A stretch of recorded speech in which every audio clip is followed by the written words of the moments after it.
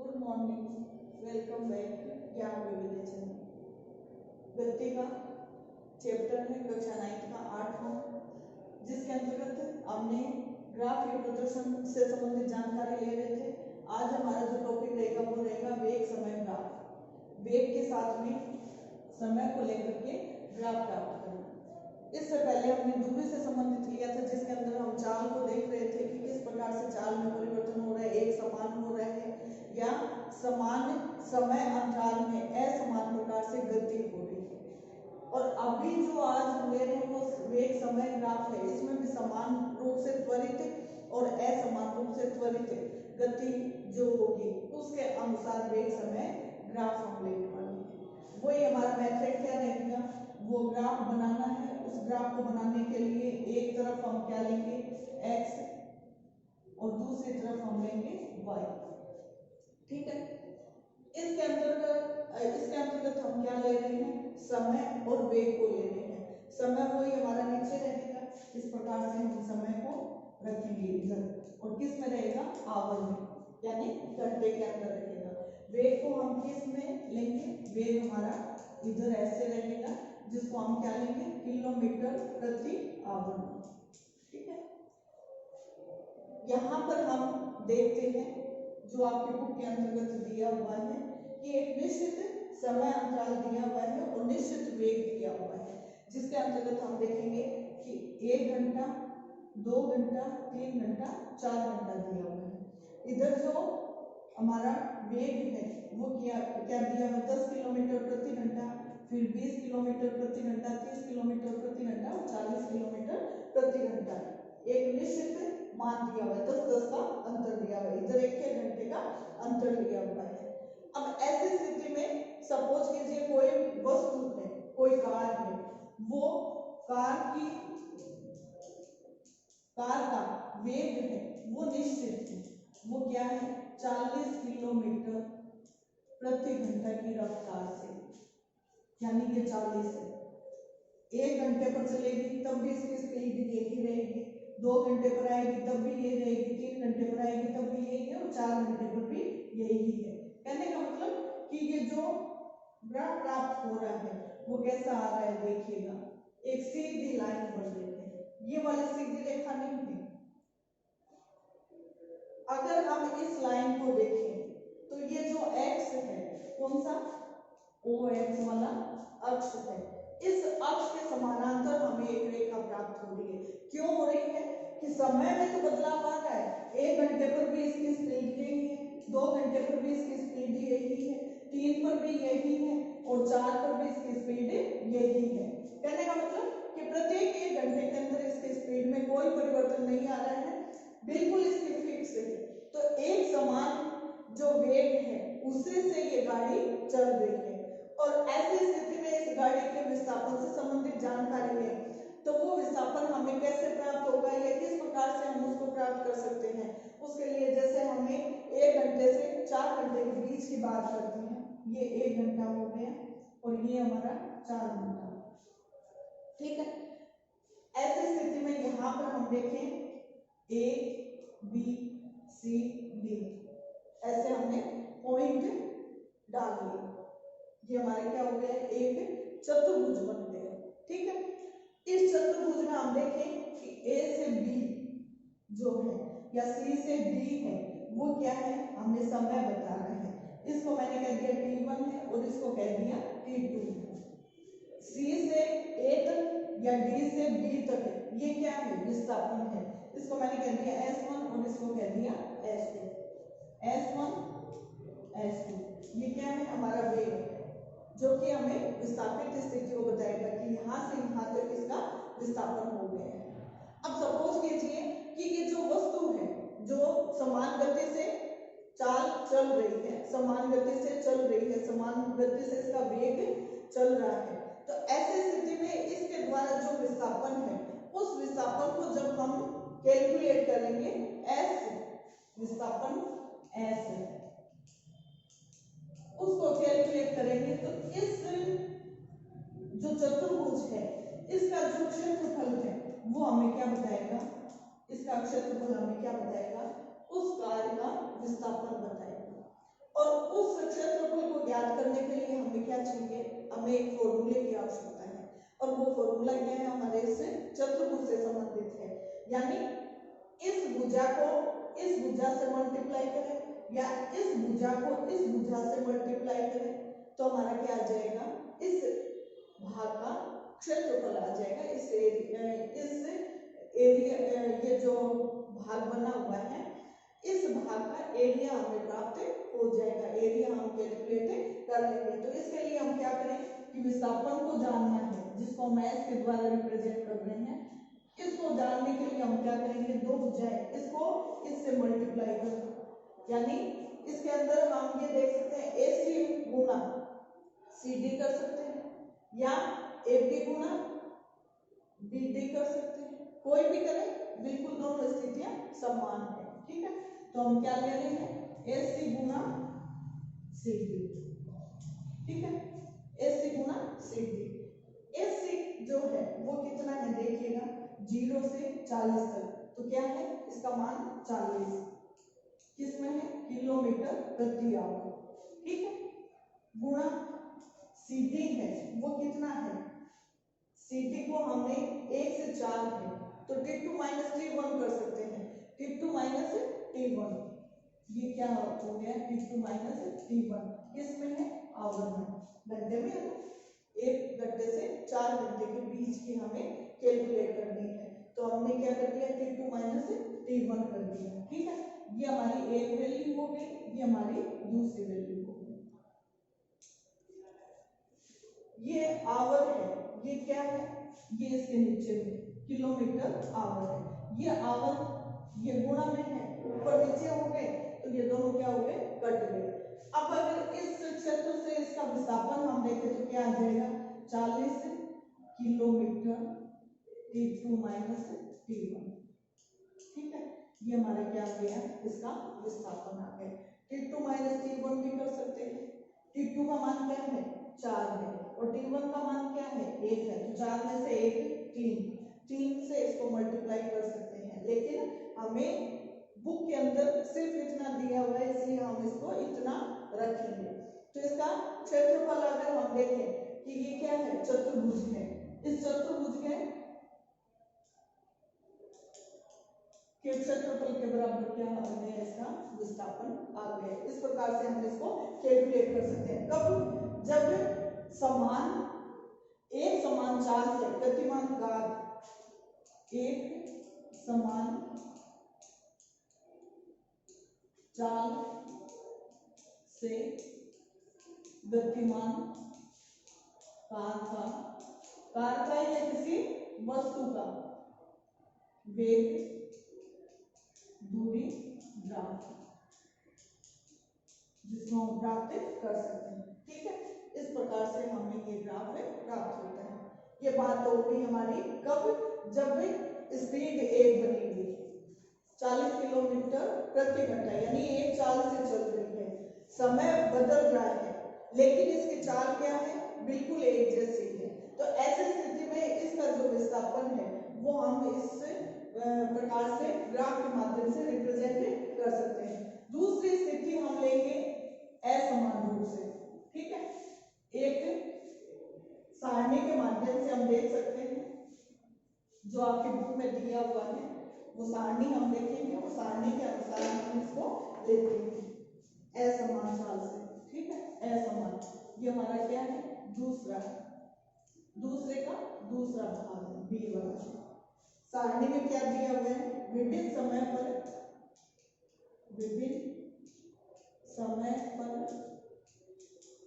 Car का वेग दिया हुआ है। वो कैसे दिया हुआ है कि कोई गाड़ी चल रही है और उस गाड़ी में ड्राइवर के पास में कोई व्यक्ति बैठा हुआ है, वो बराबर जो स्पीडोमीटर है जिसके द्वारा हम स्पीड को काउंट कर रहे हैं या देख रहे हैं, उस स्थिति में वो मीटर प्रति सेकंड में भी देख रहा है, वो किलोमीटर प्रति घंटे में भी देख रहा है, लेकिन वो सेकंडों पर देख रहा है। वो कैसे है, जैसे इसके अंदर ये सारणी दी हुई है, एक तरफ समय है जो कि सेकंड में है और दूसरी तरफ कार का वेग है वो किस में है, एक तो दिया हुआ है मीटर प्रति सेकंड, और एक दिया हुआ है किलोमीटर प्रति आवर। ठीक है, ऐसी स्थिति में देखिएगा समय बिल्कुल बराबर दिया हुआ है 5, 10, 15, 20, 25 और 30। इधर दिया हुआ है 2.5 मीटर प्रति मीटर प्रति सेकंड, फिर 5, फिर 7.5, फिर 10 और फिर 12.5 और फिर 15। ठीक है, ये दिया हुआ है किलोमीटर के अंदर 0, 9, 18, 27, 36, 45 और 54। ये क्या दिया हुआ है? 9 का पाड़ा दिया हुआ है, पाड़ा नहीं है, 9 के पाड़े के बराबर हम इसको देख सकते हैं। ठीक है, अब हम देखते हैं कि ये जो स्थिति है, इस स्थिति में अब जब हम ग्राफ प्राप्त करेंगे तो वो ग्राफ हमें कैसे प्राप्त होगा या किस प्रकार से हम ग्राफ को प्राप्त कर सकते हैं। इसमें वेग है, वो वेग तो हमें दिया हुआ है किलोमीटर प्रति घंटे के आधार पर। जैसे वही 0, ये x और ये y है, ये x है और ये y x है। ठीक है, अब इसके अंदर नीचे हमें पता है ये समय है जो किस में है? सेकंड में है। ये असमान नहीं है, भी समान गति से ही है। ठीक है, एक समान गति भी नहीं कहेंगे, समान चाल से गतिमान है। एक निश्चित समय अंतराल में एक निश्चित चाल आ रही है, उस आधार पर हम कह सकते हैं एक समान त्वरित गति से हम कहेंगे एक समान त्वरित गति से गतिमान किसी कार का वेग और दूरी से वेग और समय, सॉरी यहाँ पर दूरी दे दी है, समय है। इससे पहले वाले में भी नोट कर लेना, भाई मिसप्रिंट हो गई है, बोलने में भी हो सकता है मैंने वेग दूरी बोल दिया, वेग समय है। ठीक है, और यहाँ पर क्या है? इधर हमारा वेग है, वेग किसमें है? किलोमीटर प्रति आवर। समय किसमें है? सेकंड में। समय कैसे दिया हुआ है? 5 सेकंड, 10, 15, 20, 25 और 30। ठीक है, प्रति घंटे वाला ये देखते हैं, 10-10 का लेते हैं, 10, 20, 30, 40, 50, 60, इतना ले। अब देखिएगा इसमें क्या दिया हुआ है कि 0 पर 0 है, 5 सेकंड में कितना है? 9 है। ये यहाँ पर 10 है तो मैंने मान लिया यहाँ पर 9 है, ये यहाँ पर इसका ये बिंदु है।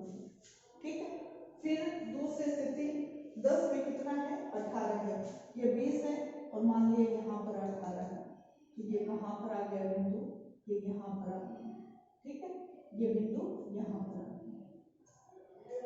तीसरा 15 के ऊपर कितना है? 18 है, ये 15 है और 18 है,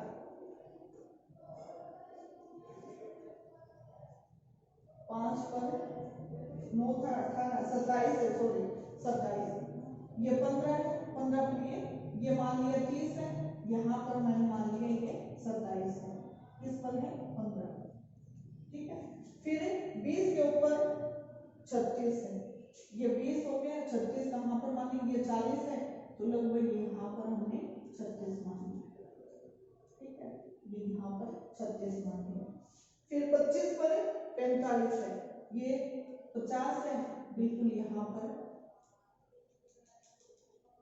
ये यहाँ पर 25 है, और 30 के ऊपर क्या है? 54 है, ये 60 है, यहाँ से लगभग थोड़ा सा नीचे। इस प्रकार से हमें ये क्या प्राप्त हो जाएगा? एक ग्राफ प्राप्त होगा। ठीक है, इस ग्राफ को थोड़ा सा मैं चित्रित करूंगी क्योंकि ये मैंने रफ बनाया हुआ है, तो रफ में क्या होता है? बिल्कुल सीधी रेखा हमें डायरेक्टली प्राप्त नहीं होती, अगर ग्राफ पेपर होता तो इजीली हम यहाँ पर इसको कर सकते थे। ठीक है, अब सपोज कीजिए हमें किसी भी पॉइंट के ऊपर हमें किसी वस्तु के वेग को देखना है, उसकी चाल को नोटिस करना है कि क्या वो एक जैसे चाल से है या क्या उसकी चाल में कुछ अंतर है। ऐसी स्थिति में मान लीजिए 5 से 20 के बीच में हम लेकर चलते हैं, या हम लोग ये 9 वाला जो था वहां से हम देखते हैं, ये 10 से नीचे 9 था, तो 9 वाले को हमने यहाँ से लिया, ठीक है, इस भाग को हमने दी, सॉरी इसको नहीं लेंगे, हम 10 से लेंगे जिससे थोड़ा सा बड़ा हमें प्राप्त हो जाए, ये वाला लिया हमने कि 10 सेकंड के अंदर उसका वेग क्या है। 10 सेकंड के अंदर उसका वेग था 18 किलोमीटर प्रति घंटा, ठीक है, ये 18 वाला लेंगे। अब सपोज कीजिए 10 से 20 के बीच की दूरी को हम देखें, यानी ये है 20 के ऊपर कौन सा था, ये वाला था, 20 के ऊपर कौन सा था, 36 किलोमीटर प्रति घंटे वाला था, ठीक है, ये वाला ले लिया। अब ऐसी स्थिति में इसको अगर मैं मिलाऊं यहाँ पर, तो ये क्या बन गया हमारा, एक आयत बन गया या चतुर्भुज बन गया, ठीक है, ये चतुर्भुज या हम इसको आयत बोल सकते हैं, थोड़ा सा मेरा ये वर्ग जैसा दिखाई दे रहा है, लेकिन ये चतुर्भुज या आयत है, और ये क्या है हमारा त्रिभुज बन गया। इसको नामांकन करें ए बी सी डी, और इसको मैंने बोल दिया ई, इसको सी बोल दो, इसको बी बोल दो, और इसको ई बोल दिया, यानी ये पॉइंट हमने मिलाए हैं। कैसे, ये समय है T1 से T2, T1 10 है और T2 20 है, ठीक है, और ये क्या है हमारा विस्थापन है। विस्थापन कौन सा है, S1 S2 से अगर हम देखें कि वस्तु यहाँ तक पहुंचना है, वो कितने सेकंड में 20 सेकंड में है। ये दूरी क्या है, ये वेग क्या है हमारा, यहाँ पर वेग जो है वो है 36 किलोमीटर प्रति आवर है। तो ऐसी स्थिति में अगर हम यहाँ पर किसी इस कार का विस्थापन नोट करें, तो वो विस्थापन नोट करने के लिए हम क्या करेंगे, यहाँ पर किसी भी कार के द्वारा जो दूरी तय की गई है उसके परिमाण को, यानी ये जो परिमाण प्राप्त होगा वो क्या होगा, उस कार का विस्थापन होगा। और उस विस्थापन को प्राप्त करने के लिए, यानी उस विस्थापन को बताने के लिए कि वस्तु के द्वारा A B C D E तक जो दूरी तय की गई है, इस कार के द्वारा जो ये दूरी तय की गई है, इस दूरी का जो विस्थापन है वो अगर हम देखें या इस दूरी को देखें तो वो क्या हो जाएगा, इस चतुर्भुज का और इस त्रिभुज का जो क्षेत्रफल होगा उनका योग के बराबर। कहने का मतलब ये यहाँ पर जो विस्थापन है किसी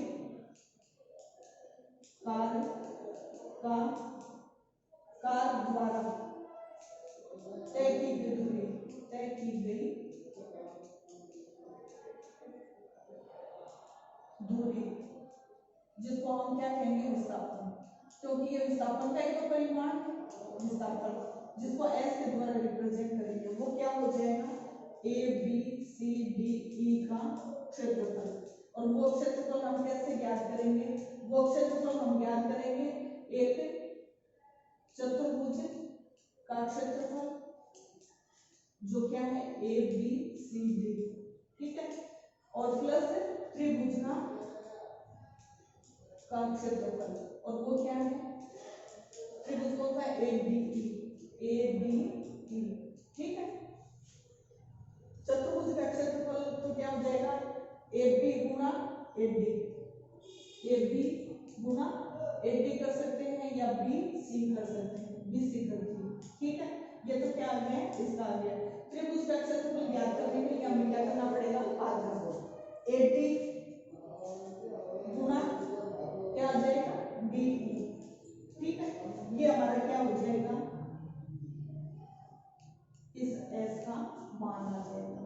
अर्थात इस विस्थापन को या किसी कार के द्वारा A B C D E तक जो दूरी तय की गई है, उस दूरी को कैलकुलेट करने के लिए, उस विस्थापन को देखने के लिए हमें इस चतुर्भुज और इस त्रिभुज का जो क्षेत्रफल है वो ज्ञात करके उन दोनों को जोड़ने पर क्या आ जाएगा, हमारा इस विस्थापन का मान प्राप्त हो जाएगा, इसकी दूरी प्राप्त हो जाएगी, ठीक है। तो इस प्रकार से जब हम इस ग्राफ को देखते हैं तो हमें एक अलग स्थिति नजर आती है, कब, जब समान समय में समान वेग से गाड़ी में भी परिवर्तन हो रहा है। और ऐसा परिवर्तन हम कब देखते हैं, जब किसी वस्तु में त्वरण आता है, त्वरण की स्थिति भी आती है। त्वरण की स्थिति कब आती है, जब एक निश्चित दिशा में गाड़ी चल रही है और उसके वेग में परिवर्तन आ जाता है, तो ऐसी स्थिति में, ठीक है, तो अभी आप लोगों के सामने ये वेग समय ग्राफ था और ये क्या था, एक समान त्वरित गति से, एक समान चाल से। और अब जो लेंगे वो क्या हो जाएगा, एक असमान स्थिति। जैसे